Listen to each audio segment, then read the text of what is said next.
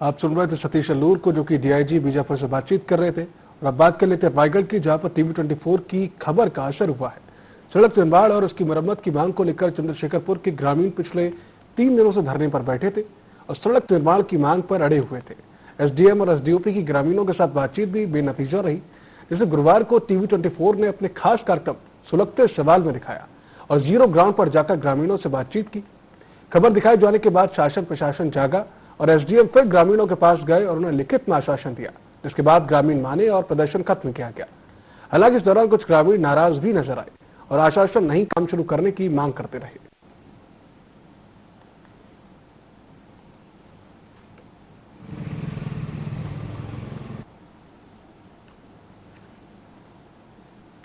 हमारे क्षेत्र में रोड की समस्या थी, जो एसडीएम सर आके यहाँ बात को रखे हैं, अपने बात को रखे हैं कि ये रोड जल्द से जल्द बनेगा और गुणवत्ताहीन नहीं बनेगा। बाकी हमारा रोड और पीडब्ल्यूडी विभाग भी इसमें बात को रखे हैं कि ये रोड है जो सही तरीके से ही बनना है। अगर नहीं अच्छा से नहीं बनता है रोड, तो एसडीएम सर खुद यहाँ समक्ष आके यहाँ खड़े होंगे, यह बोल के गए हैं। हमारे क्षेत्र में रोड की समस्या थी, जो तो धमतरी नगर निगम धर्मजगढ़ से खरसिया मुख्य मार्ग को लेकर चंद्रशेखरपुर के ग्रामीणों ने 40 घंटों से चक्का जाम किया। आपको बता दें, ग्रामीणों ने 12 मार्च को छाल से एडू पुल तक सड़क मरम्मत करवाने को लेकर एसडीएम के नाम तहसीलदार को ज्ञापन दिया था। वहीं ग्रामीणों का आरोप है कि खरसिया एसडीओपी प्रभात पटेल ने जाम स्थल आकर उनसे बात करने के बजाय ग्रामीणों को नौटंकीबाज कहकर विवादित बयान दिया, जिससे ग्रामीण एसडीओपी प्रभात पटेल के प्रति आक्रोशित होकर मुर्दाबाद के नारे लगाते दिखे।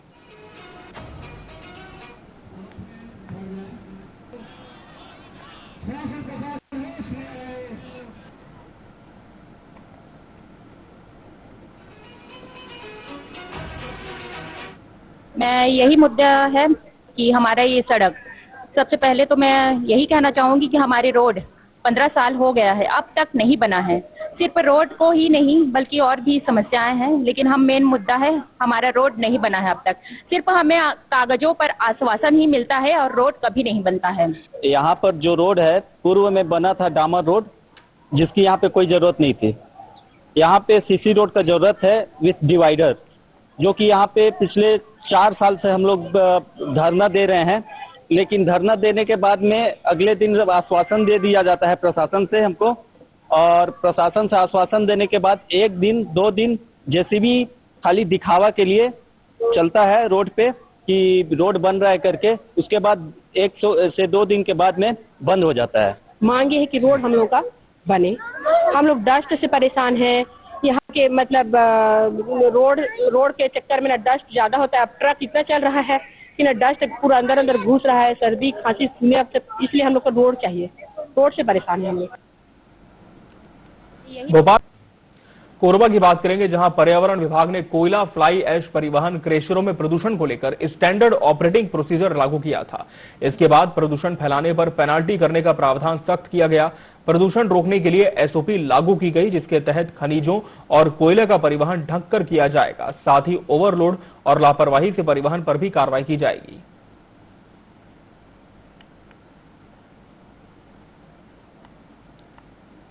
के लिए जो रोड में कोयला या ऐश का जो परिवहन होता है, उसके लिए मंडल द्वारा जो एसओपी जारी किया गया है, जिसके अनुसार तारपोलिन को उचित ढंग से कवर किए जाने और गीला ना हो राखड़ यह सुनिश्चित किए जाने के लिए एसओपी जारी किया गया है।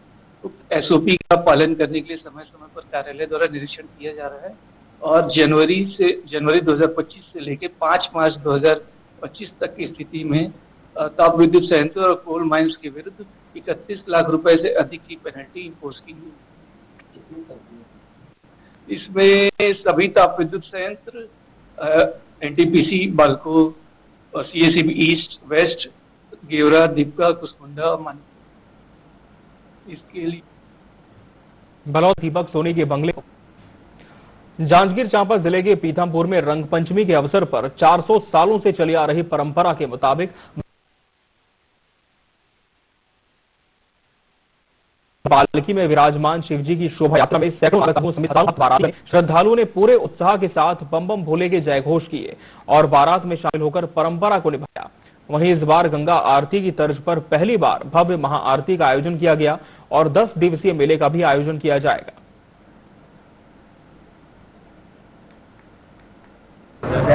आदि परंपरा इस पीथमपुर में चली आ रही है और इसी निमित्त यहाँ पीथमपुर के उत्साही युवाओं द्वारा यह मांग की गई कि जो हम अक्सर बनारस के गंगा घाट में एक महाआरती का आयोजन देखते हैं, प्रतिदिन होता है, तो कम से कम इस पीथमपुर के पावन धरा पर एक ऐसा महाआरती का आयोजन होना चाहिए। अभी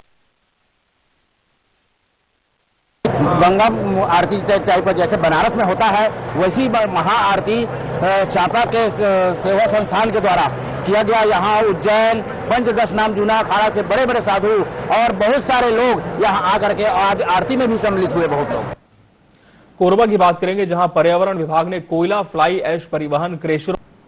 छत्तीसगढ़ के रायगढ़ से बड़ी खबर आपको बता दें, जहां आज अनिश्चितकालीन हड़ताल का तीसरा दिन है। सड़क निर्माण की मांग को लेकर ग्रामीण धरने पर बैठे हुए हैं। बीते 2 रातों से सड़क के किनारे ही धरने पर हैं ग्रामीण। धर्मजयगढ़ से खरसिया मुख्य मार्ग को ग्रामीणों ने चक्का जाम से बाधित कर दिया है और छाल से पुल तक सड़क मरम्मत कराने की ये मांग कर रहे हैं। एसईसीएल कोयला खदान की गाड़ी से ग्रामीण प्रभावित बताए जा रहे हैं और ग्रामीणों का आरोप है कि 15 सालों से सड़क यहां नहीं बन पाई है। तस्वीर आपके सामने। रात में भी यही ग्रामीण डेरा जमाते हैं और हटने को तैयार नहीं। उनका कहना है कि जब तक सड़क मरम्मत की मांग हमारी पूरी नहीं हो जाती, तब तक उनका जो धरना है जारी रहेगा। अनिश्चितकालीन हड़ताल का ऐलान ग्रामीणों ने कर दिया है। छाल से पुल तक सड़क मरम्मत कराने की मांग ग्रामीण कर रहे हैं। ग्रामीणों का कहना है कि एसईसीएल कोयला लोडेड वाहनों की वजह से सड़क काफी प्रभावित है। काफी ज्यादा परेशानियां यहां पर हो रही है। आवागमन को लेकर ग्रामीणों ने बकायदा सड़क किनारे टेंट डाल लिया है। वहीं पर स्पीकर, कुर्सियां, पंडाल लगा लिए हैं ताकि यहां से वो हटे नहीं और जब तक उनकी मांग पूरी नहीं होती, ग्रामीणों का कहना है कि हम पीछे हटने वाले नहीं हैं। बढ़ते आगे और बात करेंगे अन्य खबरों की। मध्य प्रदेश के विधानसभा सत्र की कार्रवाई और इस बीच एक और बड़ी खबर आप तक पहुंचा दें। इस वक्त की बड़ी खबर मिल रही है। इस वक्त की एक और बड़ी खबर आप तक पहुंचा दें। बड़ी और अहम खबर मिल रही है। नक्सल ऑपरेशन को लेकर केंद्रीय गृह मंत्री अमित शाह ने ट्वीट किया है। नक्सल ऑपरेशन को लेकर केंद्रीय गृह मंत्री अमित शाह ने ट्वीट किया।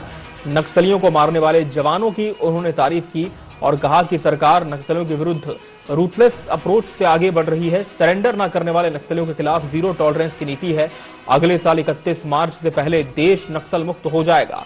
अमित शाह ने एक बार फिर से दावा किया है कि अगले साल 31 मार्च से पहले यानी कि लगभग एक साल बाद, 1 साल 10 दिन बाद जो देश है वो पूरी तरह से नक्सल मुक्त हो जाएगा। ट्वीट आपके सामने उनका एक्स पर पोस्ट किया और कहा कि रूथलेस नीति के तहत सरकार नक्सलियों के खिलाफ लगातार ऑपरेशन चला रही है। मोदी सरकार नक्सलियों के विरुद्ध रूथलेस अप्रोच से आगे बढ़ रही है और आपको बता दें उन्होंने ये भी कहा है कि अगले साल 31 मार्च तक देश पूरी तरह से नक्सल मुक्त हो जाएगा।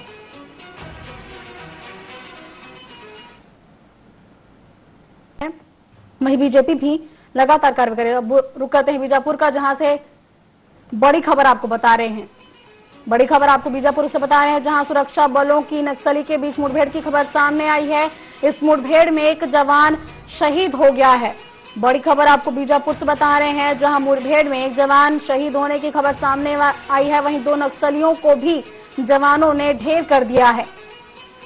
गंगलूर इलाके के जंगलों में चल रही मुठभेड़ में नक्सलियों को भारी नुकसान का अंदेशा। आपको बता दें कि मुठभेड़ अभी लगातार जारी है। एसपी जितेंद्र यादव ने इसकी पुष्टि की है।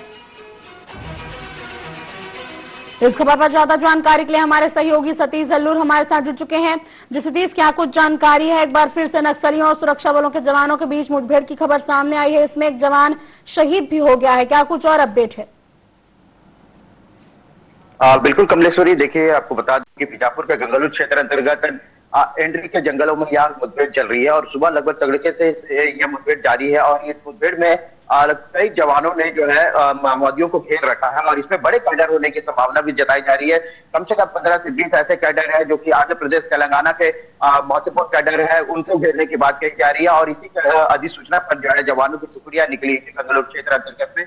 और ये वो क्षेत्र है जो कि कभी माओवादियों के सेफ जोन कहा जा सकता था या सबसे आधार क्षेत्र कहा जा सकता था। ऐसे इलाकों में जब से नवीन कैंपों की स्थापना की गई है तो नवीन कैंपों की स्थापना से लगातार फोर्स का दबाव बनाया गया है और फोर्स दबाव से कई ऐसे बड़े माओवादी जो है सरेंडर भी किए हैं और मारे भी गए हैं। ऐसे ही माओवादी का नाम आता है जिसका नाम शेख कोडियाम है, गंगोलू अंतर्गत आता था और उस एरिया का कमेटी मेंबर था और खासतौर पर डीबीसीएम मेंबर था और उस क्षेत्र में बड़ी वारदातों को कामयाब करने में यह महत्वपूर्ण भूमिका कर रहा है। लेकिन कुछ समय से लगातार सरेंडर हो रहे हैं माओवादी, तो माओवादियों के सरेंडर कहीं ना कहीं वहाँ का इलाका जो पूरी तरीके से माओवादियों से छूटता हुआ नजर आ रहा है। इसके असर के बीच में अब माओवादी है उस इलाके में बड़ी बैठक कर रहे थे।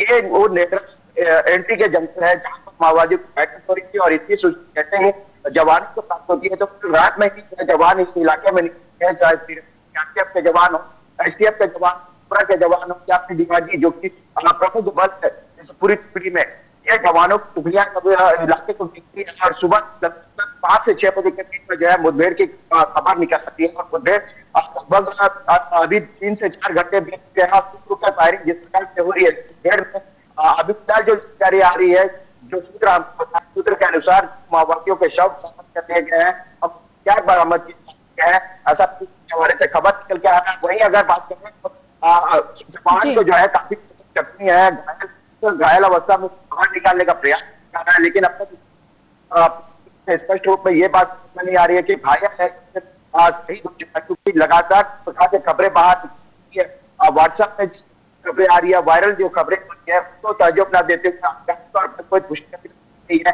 और एसपी जितेंद्र यादव से हमारी बात हुई है, जितेंद्र यादव ने ये कहा कि जवान घायल जरूर हुआ है लेकिन अभी तक खबर मिली नहीं है। लेकिन फिलहाल ये बात मुठभेड़ जो बहुत बड़ी मुठभेड़ और इस मुठभेड़ में बड़े माओवादियों को घेरने की आशंका बताई जा रही है और इस मुठभेड़ में अब तक 2 माओवादियों को मार गिराया जा चुका है और ये दिख रहा है कि किस तरह का मुठभेड़ चूंकि लगातार रुक के इसे अंदाजा लगाया जा सकता है कि आने वाले वक्त में क्या माओवादियों वो बढ़ सकती है और अब कई रिपोर्ट माओवादियों की अगर मुठभेड़ होती है तो लगभग 10 से 20-25 माओवादियों को मारे जाने की खबर अंततः शाम होती पहुंच ही जाती है।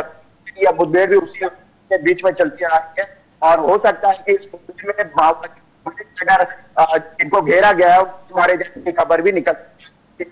लगातार जिस प्रकार से माओवादियों को दबाव आ रहा है, कहीं ना कहीं नवीन के जो इलाका है तोड़का कुचोली और एंड्रिया का जंगल जो काफी ज्यादा जंगल अब जो है माओवादियों को साफ कर सीआरपीएफ की टुकड़ियां पहुंच स्थापना हो चुके हैं और इन नवीन कैंपों की स्थापना को देखना कहीं वहां पर जो भाव खुलना था माओवादियों को दबाव और फटका चलाता है, इस दबाव का फायदा जो जरूर को मिल रहा है और इस फायदे का सफल को मिल सकता है। जी वहीं सतीश, नारायणपुर में भी आईडी ब्लास्ट हुआ है, इसको लेकर क्या अपडेट है? बिल्कुल कमलेश्वरी, देखिए लगातार जिस प्रकार से मौसम आ चुका है और गर्मियों का मौसम में जो है हुए या फिर बात की सूरत कहे जा सकते हैं, बारूदी सूरत तो आग की तपन है या फिर गर्मी की तपन है कहीं ना कहीं लग रही है और तपन के वजह से जो है वो आईटी छुपे हुए थे वो चले जा रहे हैं। राष्ट्र में जो है आईटी का भुजमान क्षेत्र में एक आईटी ब्लास्ट है और उस ब्लास्ट से अभी फिलहाल अधिकारी तो बड़ी जो है वो लिखती है पक्का खबर की आईटी ब्लास्ट हुआ और उससे घायल खबर आ रही है। अब क्या ग्रामीण है ये अभी तक स्पष्ट चल पाया, लेकिन ये है कि जवानों को नुकसान पहुंचाने के लिए जो आईडी पिछाई हुई थी उस आईडी से अपना जो है इसको मौसम ही बाहर भी जो है वो झेलना पड़ रहा है क्योंकि लगातार गर्मी सीजन बढ़ता चला जा रहा है। गर्मी से जो है आग भी बहुत तेजी से जंगलों में इसी अग्नि के जो है काफी के विचारों जो है अब वो ब्लास्ट होने चालू हो गया है। जी बिल्कुल, लगातार जो है एंटी नक्सल ऑपरेशन जारी है और एक तरफ जहां सुरक्षा बलों की मुठभेड़ हो रही है वहीं आईडी ब्लास्ट की भी खबरें लगातार सामने आ रही है। फिलहाल तमाम जानकारियों के लिए आपका धन्यवाद सतीश। लेकिन हमारे सहयोगी सतीश अल्लूर जिन्होंने बताया कि लगातार जो है नक्सलियों और सुरक्षा बलों के जवानों के बीच मुठभेड़ जारी है जिसमें एक जवान शहीद हो गया है, वहीं 2 नक्सलियों के मारे जाने की भी खबर है। अब रुक लेते हैं। कोंडागांव के ऑडिटोरियम में आयोजित बस्तर पंडुम के अंतिम दिन जनजातीय नाट्य शिल्प कला, चित्रकला के प्रदर्शन और जनजातीय पेश पदार्थों और व्यंजनों की प्रदर्शनी लगाई गई। युवक युवतियों ने बस्तर के ट्रेडिशनल डिश का प्रदर्शन किया जिसमें थपाड़ा चटनी और मीडिया पेज के स्वाद से लोगों में खुशी नजर आई। आपको बता दें, बस्तर के समृद्ध जनजातीय संस्कृति में खान पान का विशेष स्थान है और बस्तर क्षेत्र के व्यंजन पूरे देश में जाने जाते हैं।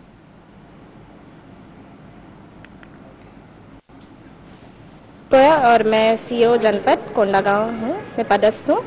अभी हमारे यहाँ पर विकासखंड स्तरीय बस्तर पंडुम 2025 का आयोजन किया जा रहा है ऑडिटोरियम में, और ये 3 दिवसीय कार्यक्रम का आज आखिरी दिन है, जिसमें हम 7 विधाओं पे कंपटीशन रखे थे, प्रदर्शनी लगाई गई थी, जिसमें बहुत 126 ग्राम पंचायत के लोगों ने बढ़ चढ़ के हिस्सा लिया है।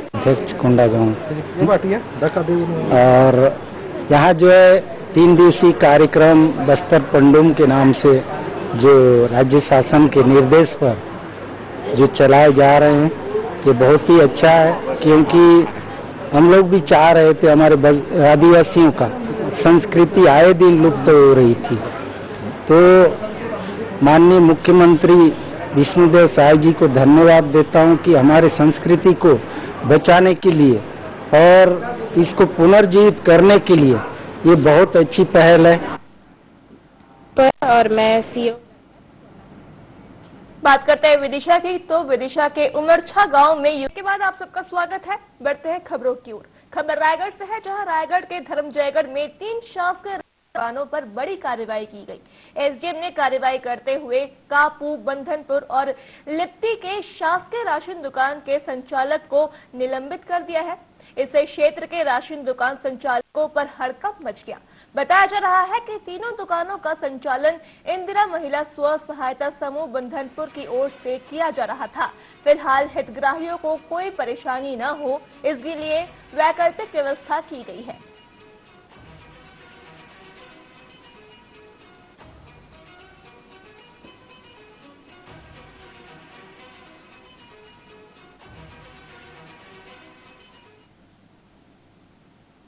छत्तीसगढ़ बाकी तो कोरबा जिले में एसईसीएल दीपक से निकलने वाले कोल डस्ट के चलते विक्की खुर्द में ग्रामीण काफी परेशान है। उन्होंने इस मुद्दे को लेकर पर्यावरण अधिकारी को 9 सूत्रीय मांग पत्र सौंपा है, जिसको देखते हुए पर्यावरण विभाग ने गेवरा दीपका कोयला खदान में नोटिस जारी कर दिया है, जिससे 1 सप्ताह का टाइम शेष बचा है।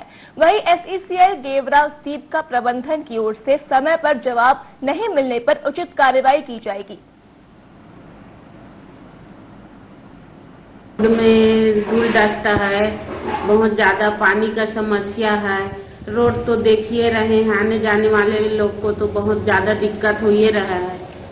ये सब एसईसीएल से हम निवेदन करते हैं कि अच्छा से सड़क का निर्माण करें, अच्छा से पानी के छिड़काव करें और समाधान को निकालें, या तो फिर नहीं करेंगे तो हम अपने तरीका से रोड में बैठकर देखते हैं। ये मामला विगत 20 दिन पहले भी हमारे संज्ञान में आया था, जिसके लिए गेवरा एवं दीपका प्रबंधन को नोटिस जारी किया गया था। उसके बाद उनका जवाब प्राप्त होने के बाद 1 सप्ताह पूर्व भी नोटिस जारी किया गया है, उचित कार्रवाई नहीं होने के कारण, जिसकी अवधि इस सप्ताह समाप्त हो जाएगी। अगर इस सप्ताह उचित कार्रवाई नहीं की जाती है प्रबंधन द्वारा, तो उनके विरुद्ध फिर पर्यावरणीय क्षतिपूर्ति एवं अन्य दंडात्मक कार्रवाई की।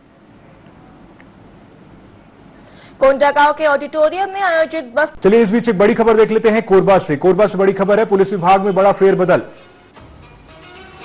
बड़ी खबर आपको बता रहे हैं, पुलिस विभाग में बड़ा फेरबदल हुआ है। थाना प्रभारी के प्रभार बदले गए हैं।